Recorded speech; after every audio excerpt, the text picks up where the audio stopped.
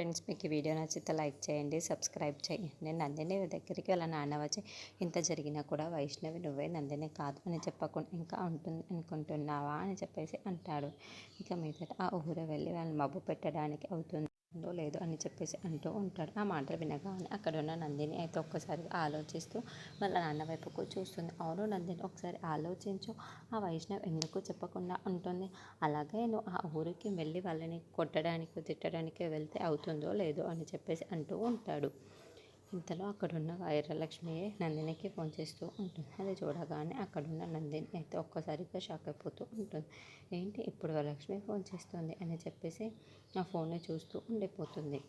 అది చూసిన వాళ్ళ నాన్న మాత్రం ఏంటి నందిని అలా ఉండిపోయావు, ఫోన్ చూసుకుంటూ ఎవరు ఫోన్ లిఫ్ట్ చేయు అని చెప్పేసి అంటూ ఉంటాడు. ఆ మాటలు వినగానే అక్కడున్న నందిని అయితే ఫోన్ చేస్తుంది. ఎవరనుకుంటున్నావు డాడీ, మీ వరలక్ష్మినే అని చెప్పేసి అంటూ ఉంటుంది. ఆ మాటలు వినగానే అక్కడున్న వాళ్ళందరూ అయితే ఒక్కసారిగా షాక్ అయిపోతూ ఉంటారు. అన్నీ తెలిసే చేసిందంటావా, లేకపోతే అన్నీ చెప్పడానికే చేసింది అంటావా? మన అంతు చూడడానికి చేసిందేమో అని చెప్పేసి అంటాడు. ఆ మాటలు వినగానే అక్కడున్న నందిని అయితే ఒక్కసారిగా షాక్ అయిపోతూ ఉంటుంది.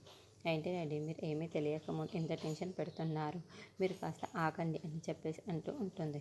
ఇంతలో అక్కడున్న వాళ్ళ నాన్న మాత్రం అవునమ్మా, నేను చెప్పేది కరెక్టే, ఇప్పుడు వరలక్ష్మి నీకు ఏమైనా అంటుందో ఏమో అని నాకు చాలా భయం